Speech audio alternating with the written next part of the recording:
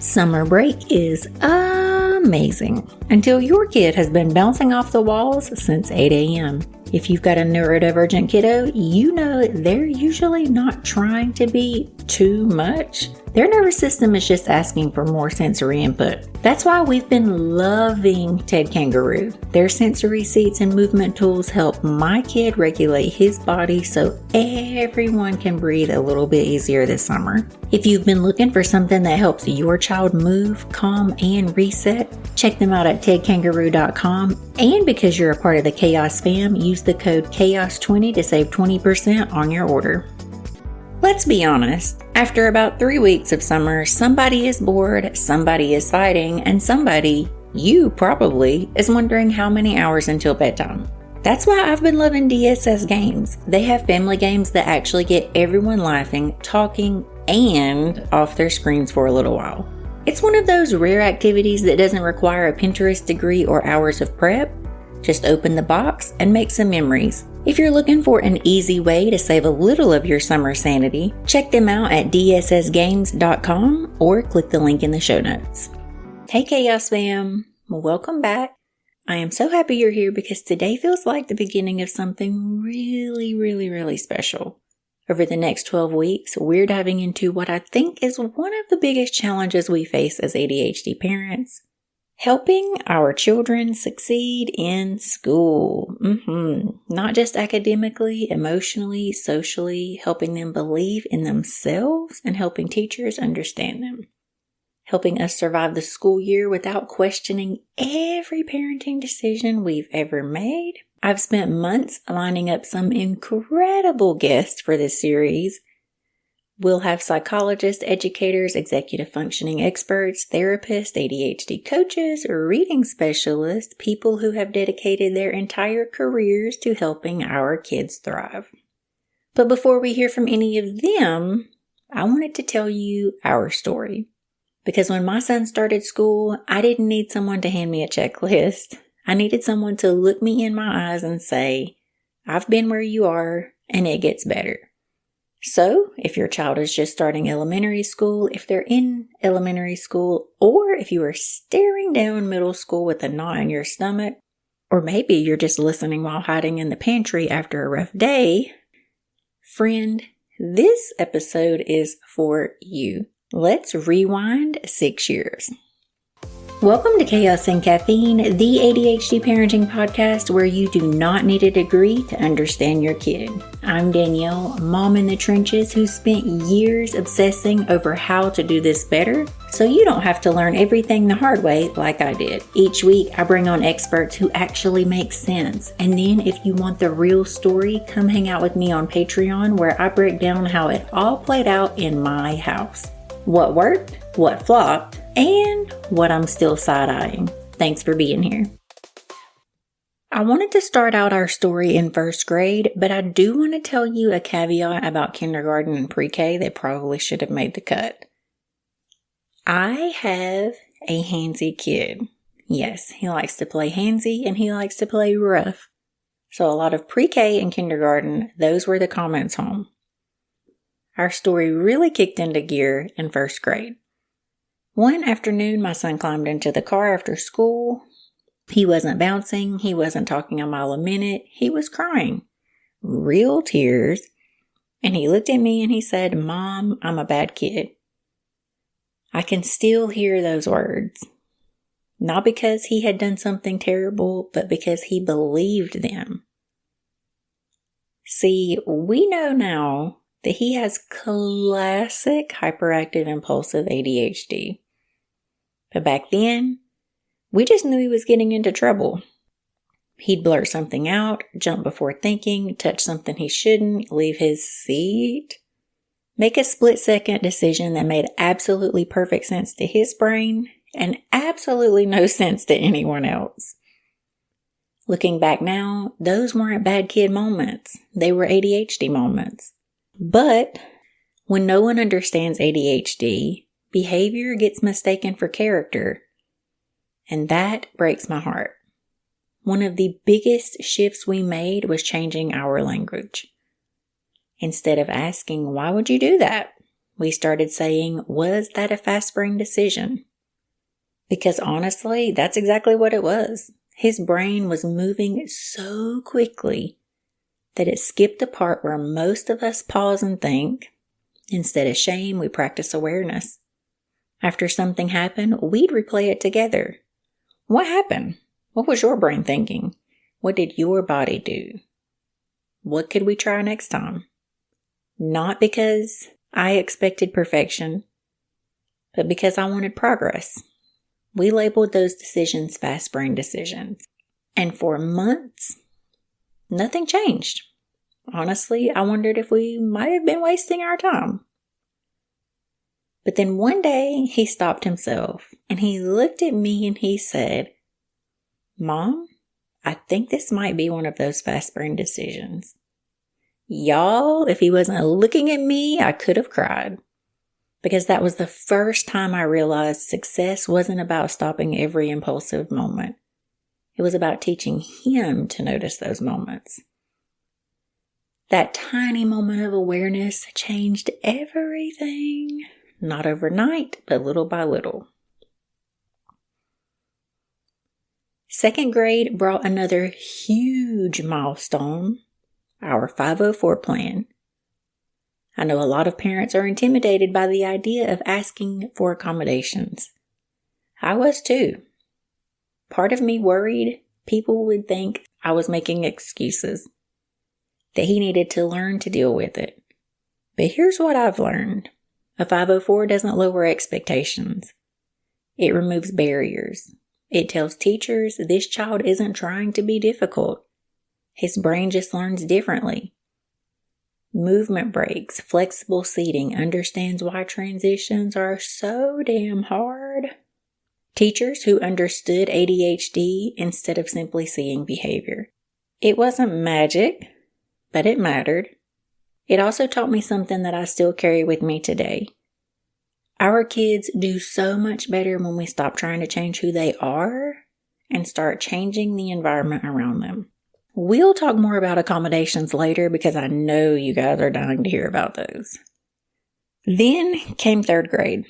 And honestly, that witch kicked our butts.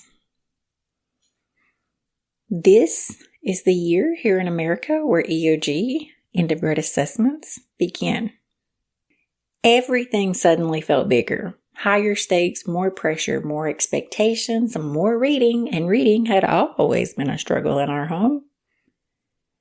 We had spent years hovering just below benchmark, not dramatically behind, just a couple of points, just enough behind to constantly hear, he's almost there. Almost there, year after year. As a parent, that phrase can start to wear on you. You start wondering. If you're not doing enough. Should I make him read more? Should we buy another program? Should I hire a tutor? Should I be doing flashcards? Should I be pushing harder? What I eventually realized was that reading wasn't difficult because he wasn't trying. Reading was difficult because learning to read with ADHD often requires different supports. He wasn't lazy. Okay, he's lazy sometimes. He wasn't unmotivated. Okay, he's unmotivated sometimes. But he wasn't choosing to struggle. His brain was working twice as hard just to stay engaged. And then he layered standardized testing on top of that. If you've ever watched your ADHD kiddo walk into a high-pressure test, you know exactly that feeling. You want to bottle up every ounce of confidence they have and hand it back to them before they walk through the doors. Third grade taught me something really important. School starts asking for executive functioning skills long before many of our kids have them naturally. That isn't failure. That's a developmental mismatch. Fourth grade. Fourth grade brought another turning point. I finally got my co-parent on board with trying ADHD medication. Medication is one of those topics that everyone has an opinion about. And I am not here to tell you what you should do for your family. I'm just sharing what happened for ours. And for us, medication didn't make him a different kid per se. It made life quieter. For the first time, he could think before reacting. He could hear one thought instead of 20, and school became easier. Not super easy, just easier. Our academics became marginally better. Homework wasn't quite as overwhelming, and his teachers, they noticed. He noticed, and honestly, I noticed. And it gave us so much hope. Hope that maybe school didn't always have to feel like we were climbing uphill. And then 5th grade reminded me that ADHD parenting rarely follows a straight line, right? I'm going to be honest, reading has been one of the biggest struggles in our house. We've done the tears, the frustration, the I hate reading, and the guilt of wondering if I was doing enough. That's why I was so excited to find reading.com. It breaks reading down into simple, bite-sized lessons that actually build confidence instead of battles. If reading has been hard in your house too, this might be the fresh start both you and your kiddo need. You can check them out at reading.com or click the link in the show notes to learn more today. If you're parenting a kiddo with ADHD, you already know the phrase, just take a deep breath, usually lands about as well as the Lego to the heel. That's why I've been loving Moonbird and their kid-friendly version Moon Buddy.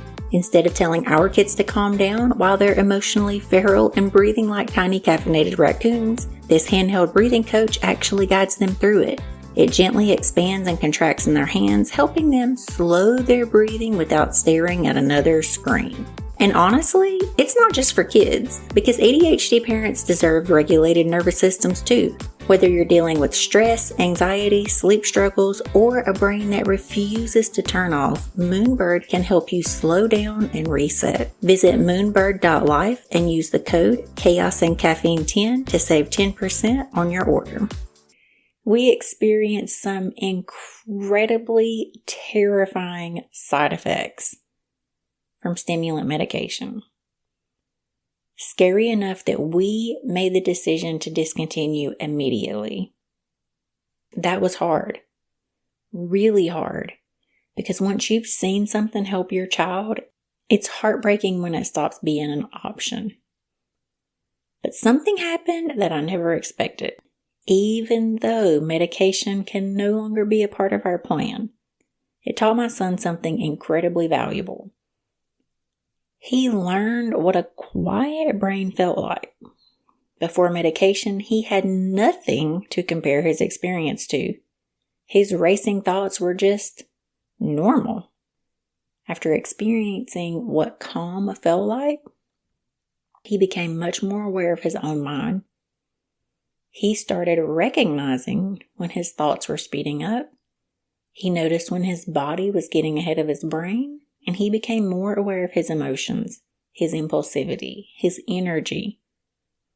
Medication may not have been forever for us, but self-awareness absolutely was. And honestly, that's a gift he still carries today. All right, I know this is what you guys are here for. One thing I always want to tell parents about 504 plans or IEP plans or accommodations in general, or medication or therapy or any flipping thing we do for our children. It's not one size fits all.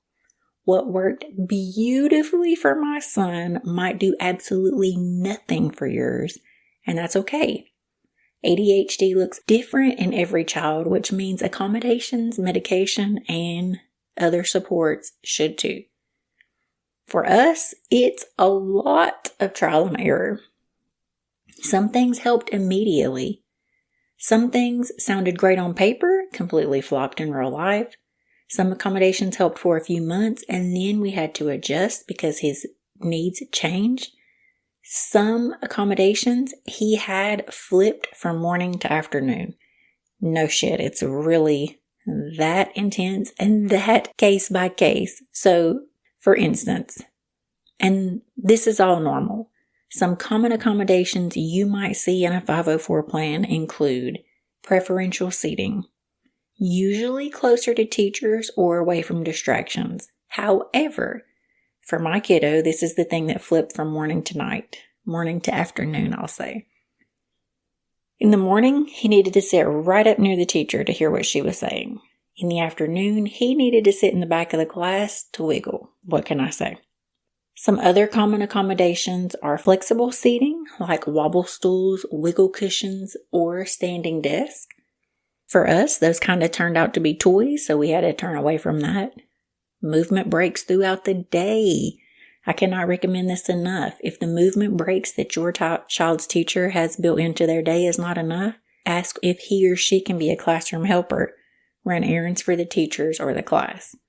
Extended time on tests and assignments, which seems crazy to everyone I mention it to, because they're like, my kid doesn't know what the hell an extra hour even looks like or what that means.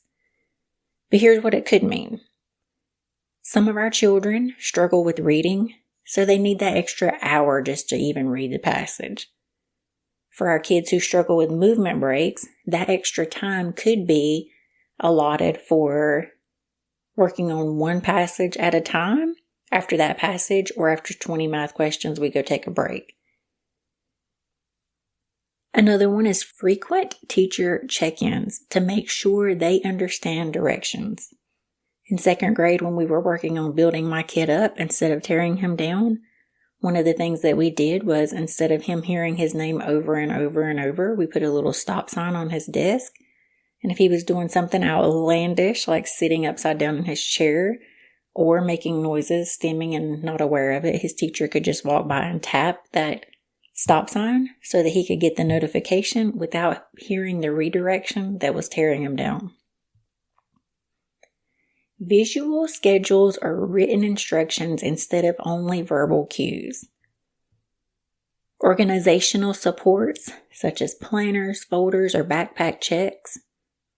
Reducing distractions during testing. Yes, some children can even test one-on-one. Access to fidgets or sensory toys when appropriate. Permission to use noise-reducing headphones during independent work. Because when someone sneezes, sometimes we lose our place or our focus. Extra reminders before transition between activities. I want to add one here. Schools are going to hate me. Testing one-on-one is an option when your child has a reading impairment that honestly I'm still not sure exactly what that is. There is an option to test on paper. We test on paper with font extremely large. So his workbook is huge. It looks like he's going to be testing for hours. But has one problem or one passage per page.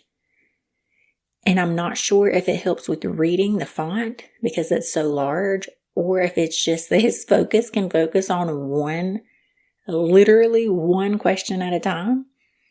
But that has seemed to be very helpful for him. I know hearing that list can feel overwhelming. And I don't have to tell you, but there are literally hundreds more accommodations out there. But the good news is you don't need every one. In fact, giving your child too many supports can sometimes be just as unhelpful as giving them too few. The goal isn't to throw everything at the wall and hope something sticks.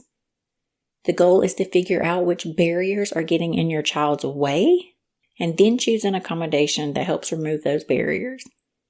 It really is a process of observation, communication, and a whole lot of damn trial and error. Don't be discouraged if at first the plan isn't perfect. Our 504 has changed over the years because my son's needs have changed over the years. And that's exactly how it's supposed to work. Think of a 504 as a living document, not something you write once and never touch again.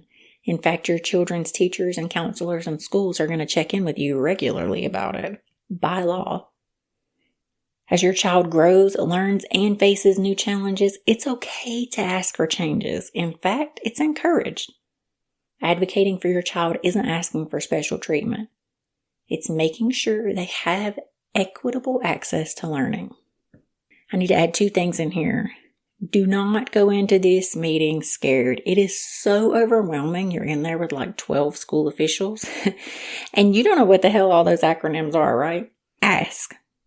You know your kid better than they do. I don't care what anybody says. It is a team effort. They are on your side even when it does not feel like it. Second thing I want to add here is when your child is old enough to be in that room, put them in that room. I did not think my kiddo was ready. He totally proved to me that he was. He knows what he needs at a certain point. And we need to get them in there so that they can tell us what's working and what's not. All right, now middle school. Somehow we're getting ready for middle school, or as I've jokingly been saying, we're about to raw dog middle school because we're not on medications. We're going to have multiple teachers, lockers, changing classes, homework from every direction, so much more independence, more executive functioning than ever before. Do I have all the answers? Absolutely fucking not. Am I nervous? Every single day? But I'm also something I wasn't in first grade. I'm prepared, baby. Not because we've mastered ADHD, that which will go on in perpetuity as chaotic. Because we've learned our kid. We know what helps. We know what doesn't. We know when he's overwhelmed. We know how to advocate. We know which battles matter. Most importantly, as I said earlier, he knows himself. That little boy who came home convinced he was a bad kid now understands that his brain simply works differently. And that changes everything. Why this series matters and why I'm excited so much. The reason I'm sharing all of this is because every single expert you're going to hear over the next 12 weeks answers a question I wish someone had answered for me years ago. How do we support executive functioning? What actually helps struggling readers? How do we survive homework without ruining our relationships? How do we prepare for middle school? How do we build confidence? How do we help teachers understand our kids? How do we help our kids understand themselves? This series isn't about creating perfect students. It's about helping our kids discover that they can be successful exactly as they are. Maybe success doesn't look like straight A's. Maybe it looks like asking for help. Maybe it looks like remembering to write down homework. Maybe it looks like raising your hand instead of blurting it out. Maybe it looks like walking into school and believing I'm not a bad kid. If we can give our kids that, I feel like we've already won. Thank you for spending so much time with me today. If this episode reminded you of your own family, I hope you'll stick around because over the next 12 weeks, we're going to build a toolbox together. One conversation, one strategy, one expert, one small win at a time.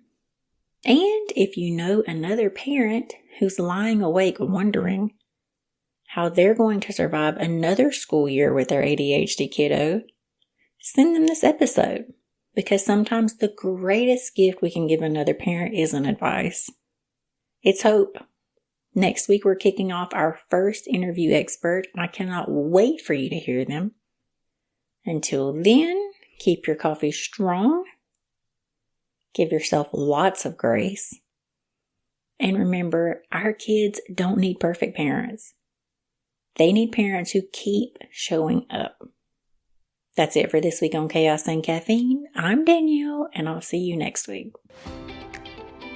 If you're a parent in the neurodivergent world, you already know this. We read labels like it's our second job. We side-eye ingredients, we Google brands at midnight, and we're constantly looking for support options that feel intentional and not sketchy. That's one of the reasons so many families, including my own, trust Mary Ruth Organics. Their supplements come in easy-to-take liquid drops, which honestly matters when pills are a hard no. The flavors are kid-friendly, the formulas are vegan, Clean Label Project certified, and the company itself is a B Corp. which means they actually care about what goes into their products and how they operate. Mary Ruth's doesn't promise miracles, and neither do we. What they offer is thoughtfully made, high-quality supplements that fit into real family routines without added stress. If you're looking for a brand that prioritizes transparency, clean ingredients, and making supplements easier for kids and parents alike, Mary Ruth Organics is one worth checking out.